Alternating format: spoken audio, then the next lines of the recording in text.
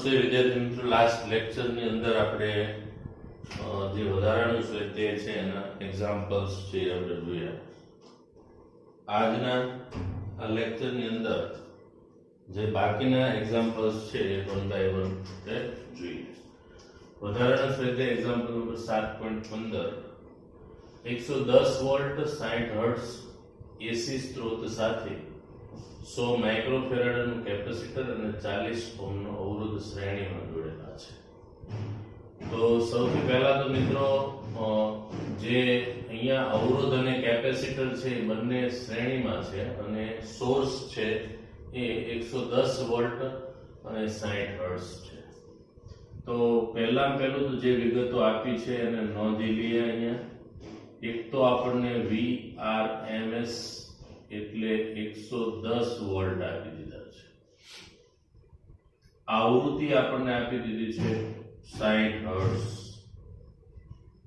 કેપેસિટરનું કેપેસિટન્સ આપ્યું છે 100 માઇક્રોફેરાડે એટલે 100 ગુણ્યા 10⁻6 ફેરાડે થાય. અને અવરોધનું મૂલ્ય આપ્યું છે એ 40 ઓહ્મ છે. તો પરિપથમાં મહત્તમ પ્રવાહ કેટલો છે એટલે IM આપણે શોધી કાઢવાનો છે. હવે અહીંયા જે પરિપથ આપવામાં આવ્યો છે એ પરિપથ RC પરિપથ છે એટલે એક અવરોધ છે એની સાથે એક કેપેસિટર છે. આ બંને શ્રેણીમાં જોડાયેલા છે, અવરોધ અને કેપેસિટર. અને આ જે શ્રેણી જોડાણ છે એની સાથે એસી પ્રાપ્તિ સ્થાન એટલે આ પરિપથને જે વોલ્ટેજ સ્ત્રોત પૂરો પાડવામાં આવે છે એ 110 વોલ્ટ અને 60 હર્ટ્ઝ આવૃત્તિ ધરાવતો સોર્સ છે કે જે આપણે આ પરિપથમાં લાગુ પાડેલું છે. હવે મિત્રો આ જે પરિપથ છે એમાં જે વોલ્ટેજ આપણે લાગુ પાડેલા છે એ 110 વોલ્ટ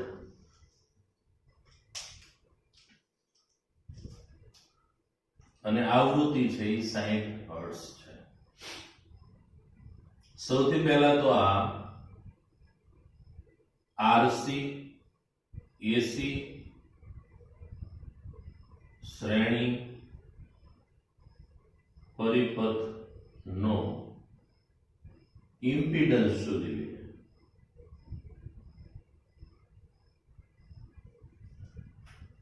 ઇમ્પિડન્સ મેળવવા માટે Z વર્ગમૂળની અંદર R નો વર્ગ થશે અને XC નો વર્ગ થશે. હવે XC એટલે 1/ωc છે. તો Z વર્ગમૂળની અંદર આપણે R ની વેલ્યુ મૂકી દઈએ એટલે R છે એ 40 છે. 40 નો સ્ક્વેર કરી દઈએ. અહીંયા આપણે જે મૂકવાનું થાય છે એ 1/ωc મૂકવાનું થશે એટલે R સ્ક્વેર પ્લસ 1/ωc છે એનો વર્ગ થાય.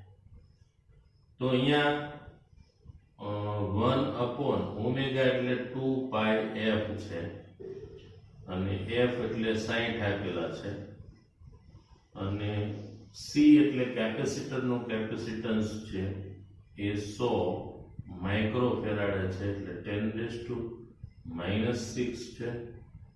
હવે આ જે આખું પદ છે એનો આપણે સ્ક્વેર કરી દેવાનો છે. Z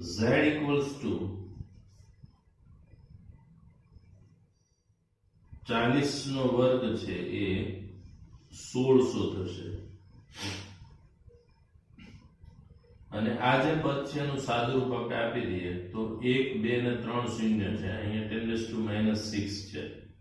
બરાબર છે. તો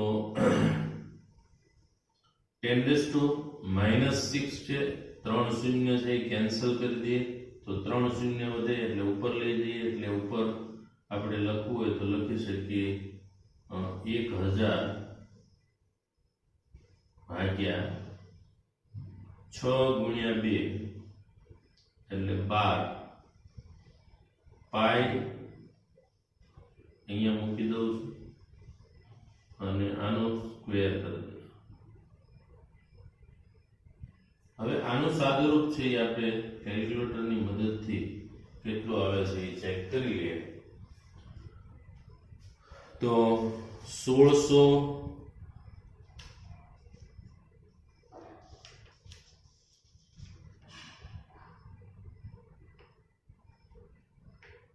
આનું નિયરલી અબાઉટ વિદ્યાર્થી મિત્રો 600 ને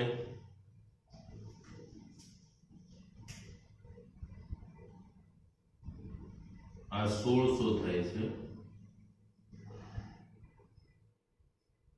પ્લસ જે પહેલું પદ છે એનું સાદુરૂપ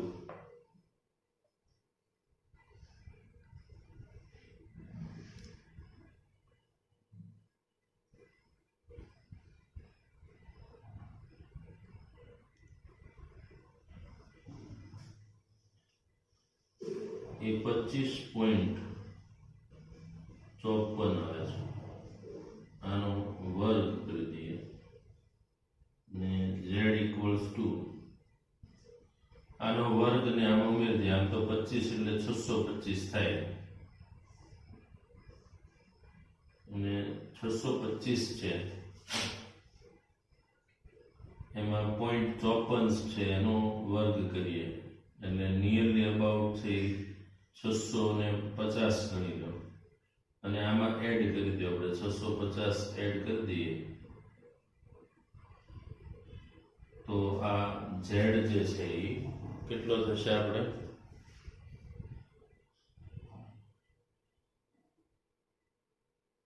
2250 જેવું થાય.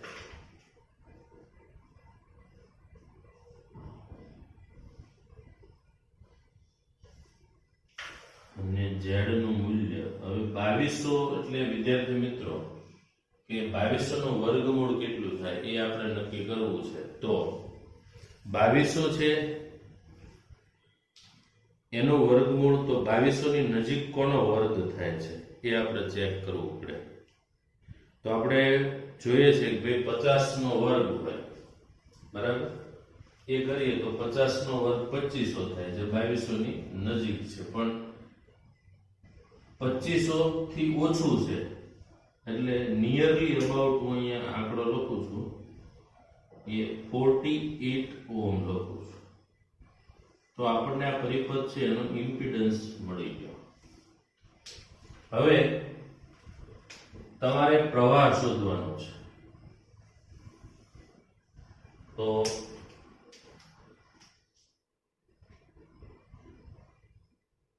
પરિપથમાં મહત્તમ પ્રવાહ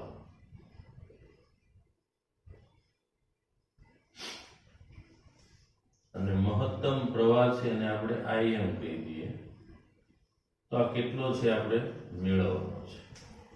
તો પરિપથનો ઇમ્પિડન્સ આપણને ખ્યાલ હોય તો મહત્તમ પ્રવાહ એટલે IM થાય. IM એટલે VM upon Z થાય. VM એટલે મહત્તમ વોલ્ટેજ. તો આપણને જે અહીંયા વોલ્ટેજ આપણને આપેલા છે એ વોલ્ટેજ VRMS આપેલા હોય છે. VRMS વોલ્ટેજ આપણી પાસે છે એમાંથી આપણે VM જોતા હોય તો સૂત્ર ખ્યાલ છે આપણને કે VRMS equal to VM by √2 થાય. તો √2 ને આ બાજુ લાવી દઈએ એટલે અહીંયા આવું લખાશે √2 VRMS upon Z એટલે કે IM બરાબર √2 અહીંયા લખી દઉં છું VRMS 110 છે અને Z આપણને 48 મળે. તો છેદ ઉડાડી દઈએ એટલે અહીંયા 24 આવે. 24 × 48 અહીંયા 55 આવશે. √2 એટલે 1.41 થાય 1.41 ગુણ્યા 55 ભાગ્યા 24 કરવાનું. કેલ્ક્યુલેટરની મદદથી તમે આ ભાગાકાર કરો એટલે તમને જે મહત્તમ પ્રવાહ છે એ મહત્તમ પ્રવાહથી મળી જવાનો છે.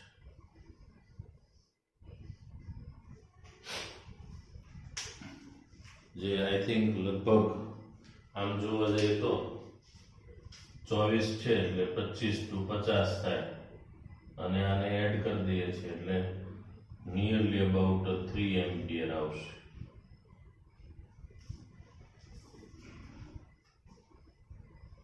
કેલ્ક્યુલેટરથી ચેક કરી લે. 3.24.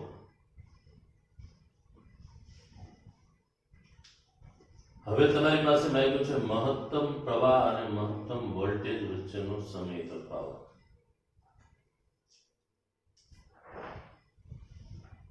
મહત્તમ પ્રવાહ અને મહત્તમ વોલ્ટેજ વચ્ચેનો સમય તફાવત. હવે સમય તફાવત મેળવવા માટે સૌથી પહેલી વસ્તુ આપણી પાસે કળા તફાવત હોવો જોઈએ. સમય તફાવતને આપણે લાસ્ટ લેક્ચરની અંદર જે એક્ઝામ્પલ ગણ્યા એમાં જોયું કે એક્ઝામ્પલની અંદર કળા તફાવત મેળવવા માટે આપણે ફેઝર ડાયાગ્રામથી દોરવું પડે. ફેઝર દોરવાનું થાય તો વોલ્ટેજના ફેઝર આપણે દોરવા પડે. એટલે અવરોધ જે છે એનો પીડી જેને આપણે વીઆર કહીએ છીએ, કેપેસિટર છે એનો પીડી જેને આપણે વીસી કહીએ છીએ. એટલે ફેઝર ડાયાગ્રામમાં આપણે મેં કીધું એ પ્રમાણે સૌથી ધ્યાનમાં વસ્તુ રાખવાની આવે છે કયું જોડાણ છે, તો શ્રેણી જોડાણ છે. શ્રેણી જોડાણમાં કોણ સમાન હોય, તો કે પ્રવાહ સમાન હોય. એટલે આઈ આર ને આઈસી છે એને એક્સ અક્ષ ઉપર બતાવી દો. હવે અવરોધ હોય એ માત્ર અવરોધ ધરાવતા પરિપથની અંદર વોલ્ટેજ અને પ્રવાહ સમાન કળામાં હોય છે. એટલે અહીંયા મારે વોલ્ટેજ નો ફેઝર અથવા તો અવરોધ નો પીડી બતાવવાનો છે. કેપેસિટર ધરાવતા પરિપથની અંદર પ્રવાહ આગળ હોય અને વોલ્ટેજ પાછળ હોય. એટલે વોલ્ટેજ મારે અહીંયા બતાવવું પડશે. એટલે અહીંયા વીસી બતાવી દઉં છું અને આ એનું પરિણામી થશે.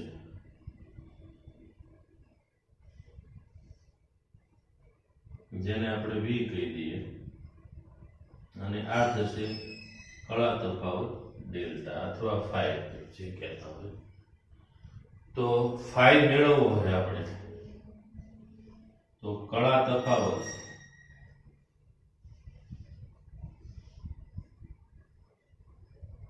ફાઈ મેળવવા માટે આપણે આ પ્રમાણે લખીએ. tan phi ઇક્વલ ટુ સામેની બાજુ એટલે વીસી થશે, પાસેની બાજુ એટલે વીઆર થશે. વીસી એટલે એની જગ્યાએ લખાય કે કેપેસિટરના બે છેડા વચ્ચેનો પીડી એટલે આપણે લખીએ છીએ આઈએમ એક્સસી અને અવરોધના બે છેડા વચ્ચેનો પીડી એટલે આઈએમ આર. તો અહીંયા આઈએમ એક્સસી અને આઈએમ આર થશે. tan phi equals to Im xc એમાંથી Im તો કેન્સલ થઈ જશે, xc upon r થયું એટલે xc upon r માં xc એટલે કેપેસિટિવ રિએક્ટન્સ. હવે xc છે એવું લાગે તો આપણે અહીંયા મેળવી લઈએ કે xc એટલે આપણે જાણીએ છીએ કે 1 upon omega c થાય અને 1 upon omega એટલે 2 pi f into c થાય. તો 1 upon 2 pi એમ જ રહેશે. f 60 છે આવૃત્તિ અને કેપેસિટન્સ છે એ 100 10⁻⁶ છે એટલે અહીંયા આપણે લઈ જઈએ તો પ્લસ થઈ જશે. આમાંથી 1, 2 અને 3 કેન્સલ કરી દઈએ એટલે ઉપર 1000 થશે, છેદમાં 12 પાય થાય. તો આનું xc આપણે શોધી કાઢવાનું જે આવતું હોય, એટલે xc/r કરવાનું છે. r છે એ 40 છે, બરાબર. તો xc ની વેલ્યુ છે 1000 by 12 પાય છે અને એના છેદમાં r એટલે 40 આવશે. એટલે tan phi equals to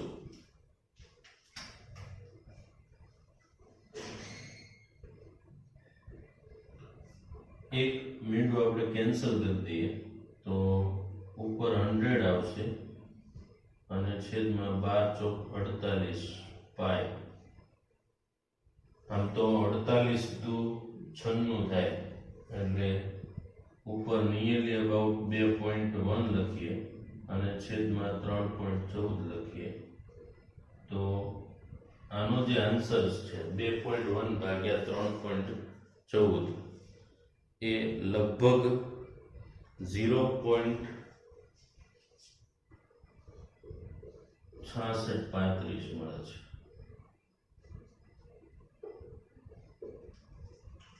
હવે તમારે phi મેળવવા માટે શું કરવાનું? phi બરાબર tan ઇન્વર્સ 0.6635. નેચરલ tan ની અંદર આપણે કિંમત જોવાની કે ભાઈ 0.6635 એટલે કેટલા ડિગ્રી અને કેટલા મિનિટ થાય. તો નેચરલ tan ની અંદર જે વેલ્યુ છે એ જોઈએ.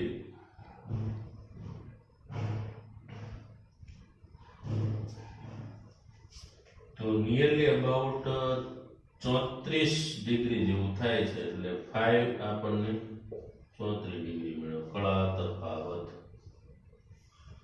આ એપ્રોક્સિમેટ લખું છું, બાકી તમારે જે તે સમયે તમે કેલ્ક્યુલેશન કરો ત્યારે જે આપણે આન્સર આવે એ અનુસાર આપણે લખવાનું. તો હશે નજીકનો જ તે, બરાબર. તો આટલું નોટ કરી લેજો મિત્રો. હજી આપણે સમય તફાવત છે એની કેલ્ક્યુલેશન બાકી છે, પહેલા આને નોટ કરી લો.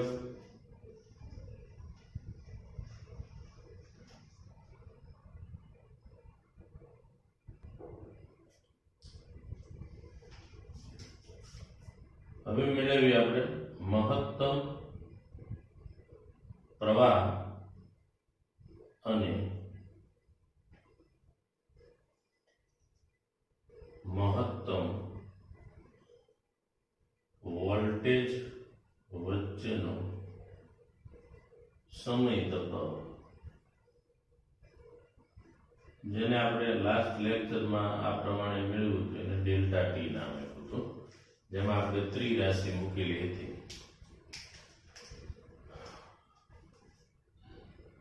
કળા તફાવત અને સમય તફાવત.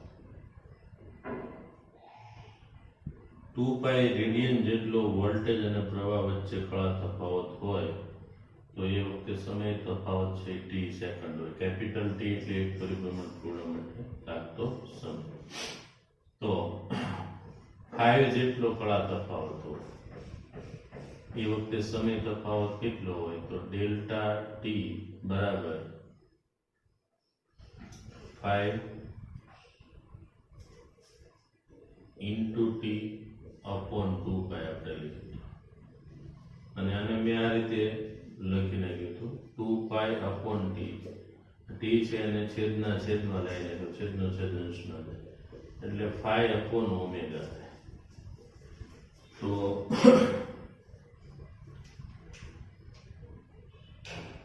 Im અને Vm વચ્ચેનો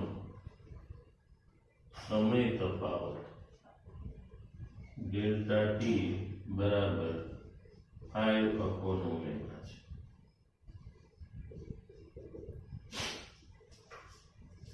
ફાઈવ upon ઓમેગા છે, એમાં 5 કળા તફાવત છે એ 34 આપણને મળી જશે અને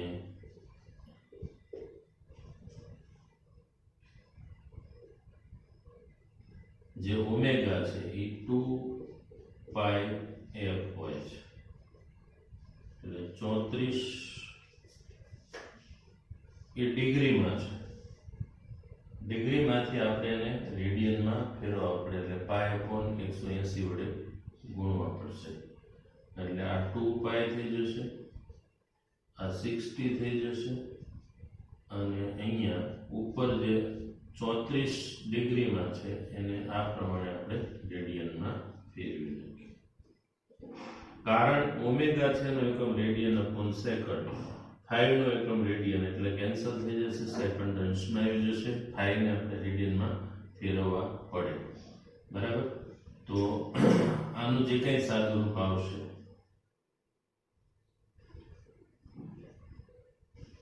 એ 17 ભાગ્યા 60 ગુણ્યા 180. તો ડેલ્ટા ટી ઇક્વલ્સ ટુ, અને કેલ્ક્યુલેટરથી આપણે જોઈ લઈએ આનો આન્સર છે એ કેટલો આવે છે.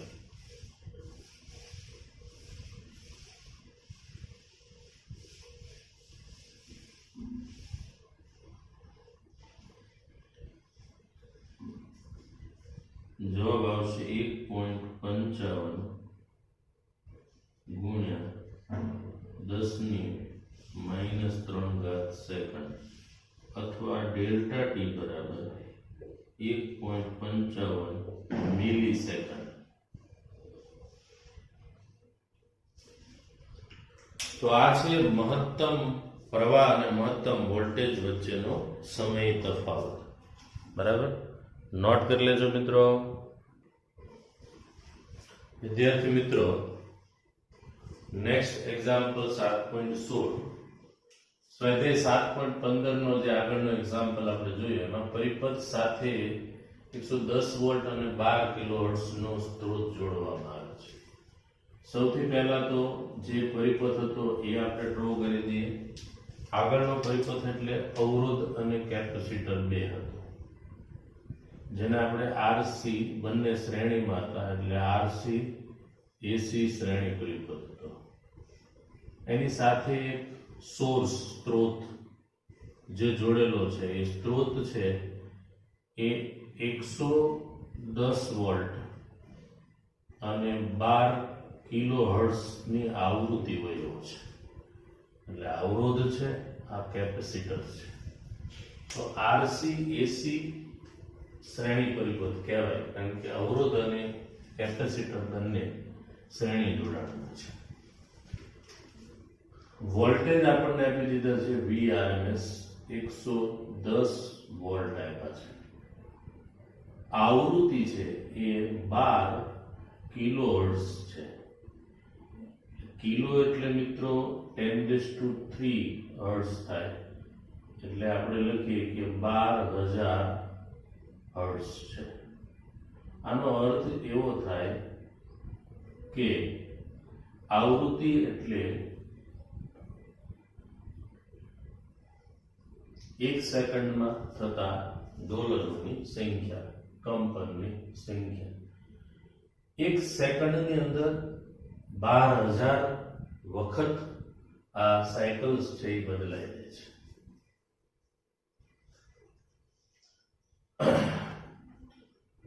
હવે અહીંયા આવૃત્તિ વધારે છે એની ઇફેક્ટ કયા ઘટક ઉપર પડે?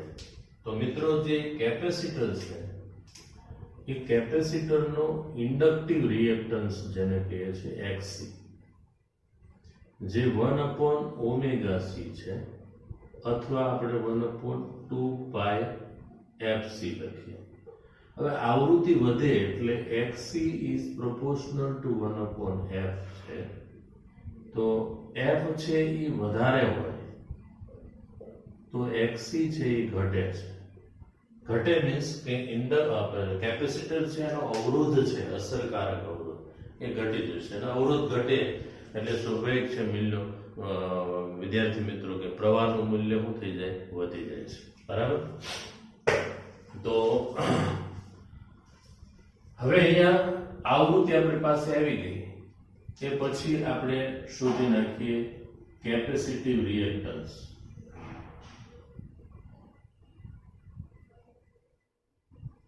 જેને આપણે XC કહીએ છીએ. તો કેપેસિટિવ રિએક્ટન્સ એટલે XC એટલે 1/ωc અને 1/ω એટલે 2πfc.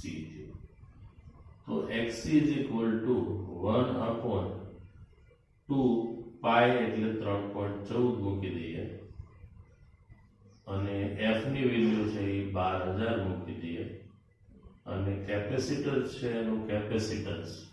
તો આગળ જે કંઈ આપણને ડેટા આપેલો હતો એ કેપેસિટરનું કેપેસિટન્સ છે એ C આપણને 100 માઇક્રોફેરાડ આપ્યું હતું. એટલે 100 ગુણ્યા 10⁻6 ફેરાડ.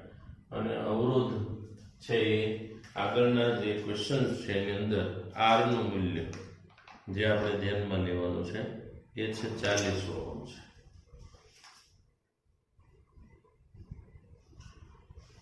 તો આવૃત્તિ મૂકી દીધી, કેપેસિટન્સ મૂકી દઈએ 100, 10⁻6 છે એને ઉપર લઈ જઈએ એટલે પ્લસ થઈ જશે.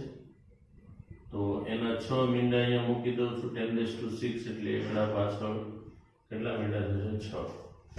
હવે જે કેન્સલ થતું એ કે ચેક કરી લઈએ આપણે. તો આ 0 છે એ કેન્સલ થઈ જશે 100 ના બે. આ 3 0 જે છે 12000 ના એ પણ કેન્સલ થઈ જશે અને 10 વધ્યા તો અહીંયા છેદ ઉડાડી દઈએ એટલે 5 થશે. એટલે XC is equal to 5/3.14. 5/3.14 કરીએ એટલે નિયરલી અબાઉટ 1.3 આસપાસ આન્સર એનો આવવો જોઈએ. 5/3.14. તો XC ની વેલ્યુ જે છે એ XC ની વેલ્યુ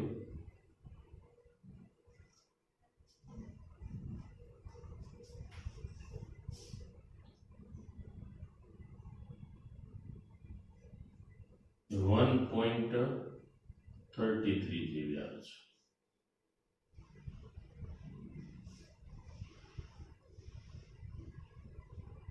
સોરી, જે આ 12 તો આપણે બાકી રહી ગયા છે.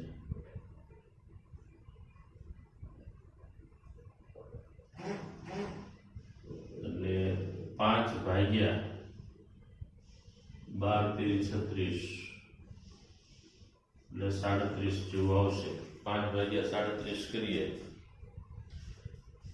એટલે નિયરલી અબાઉટ 0.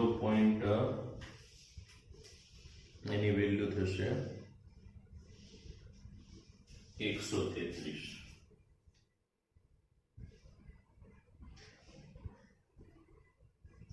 આ તમારે જાતે કેલ્ક્યુલેશન કરી લેવાનું.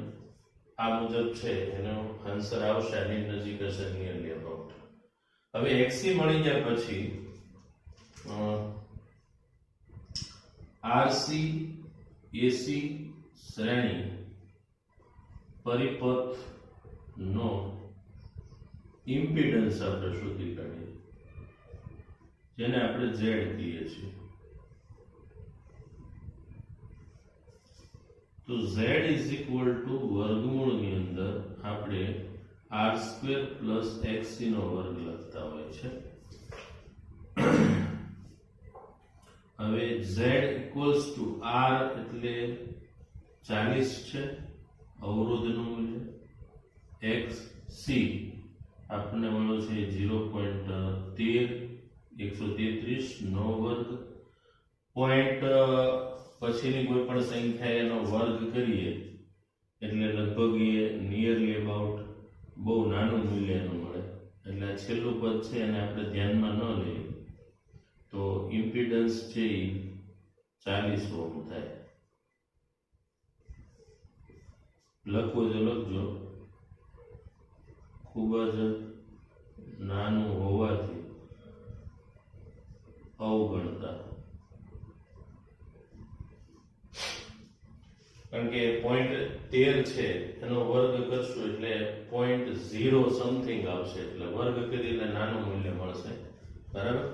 તો એ ઉમેરીએ કે ન ઉમેરીએ એનાથી કઈ ફેર નથી પડવાનો, કારણ કે 40 નો વર્ગ એટલે 1600 માં આ તમારે 0.0 સમથિંગ ઉમેરવાનું છે. તો નિયરલી અબાઉટ 40 ઓહ્મ જેટલો આનો ઇમ્પિડન્સ મળી ગયો આપણને.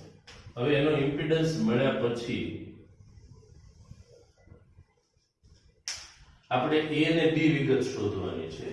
મહત્તમ પ્રવાહ, તો એ વિગત એટલે આરસી એસી પરિપથમાંથી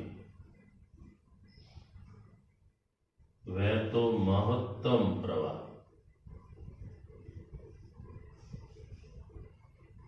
કેટલો મહત્તમ પ્રવાહ છે?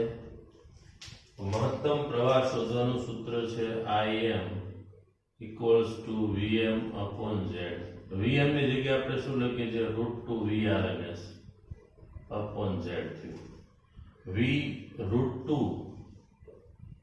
into Vrms એટલે 110 અને Z એટલે 40. તો આ એક મીંડું અહીંયા કેન્સલ કરી દઈએ. 4 એટલે 2 into 2 એટલે 11 ના છેદમાં 2√2 થશે. Im equals to 11 ભાગ્યા 2 એટલે 5.5 ભાગ્યા √2. 5.5 √2 એટલે 1.41. તો Im એટલે મહત્તમ પ્રવાહ છે. આપણે ચેક કરી લઈએ કેટલો. 5.5 ભાગ્યા કેલ્ક્યુલેટરની મદદથી 1.41 એટલે પ્રવાહ આપણને જે મળે છે એ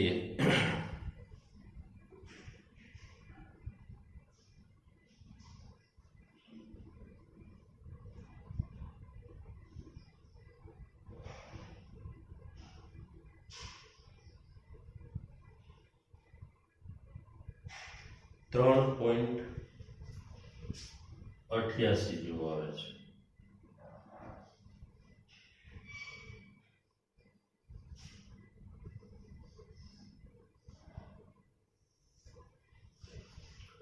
તો આપણને મહત્તમ પ્રવાહ મળી ગયો છે. હવે કળા તફાવત શોધી નાખીએ. મહત્તમ પ્રવાહ Im અને મહત્તમ વોલ્ટેજ Vm વચ્ચેનો કળા તફાવત.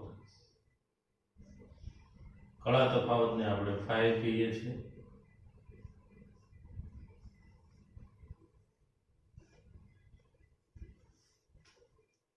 કળા તફાવત મેળવવા માટે આપણે ફેઝર ડાયાગ્રામ છે એનો ઉપયોગ કર્યો હતો. એ અનુસાર જ આપણે ચાલશું.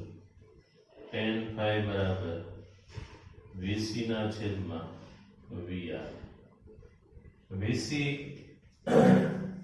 એટલે Im XC અને આ થશે IMR. Im કેન્સલ થઈ જાય છે એટલે XC upon R. XC એટલે આપણને ખ્યાલ છે કેપેસિટિવ રિએક્ટન્સ 0.133 ના છેદમાં 40 છે. તો 0.13 ના છેદમાં 40 આવે છે એટલે મિત્રો એ મૂલ્ય છે એ નિયરલી અબાઉટ 0 થશે. બરાબર. તો કળા તફાવત phi equal to 0 મળે.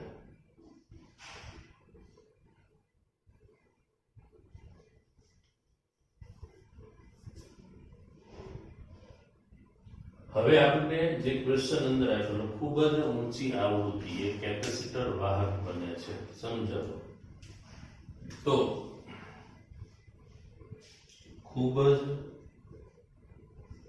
ઊંચી આવૃત્તિએ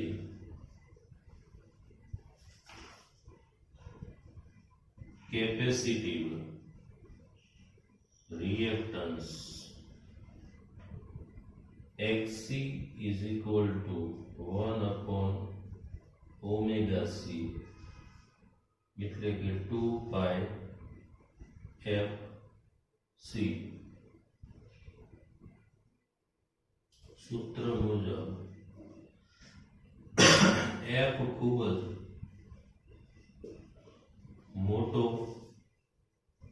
હોવાથી એક્સસી ખૂબ જ નાનો બને છે.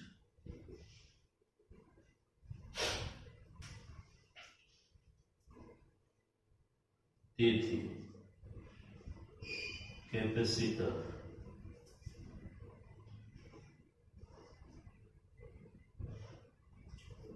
વાહક તરીકે વર્તે છે.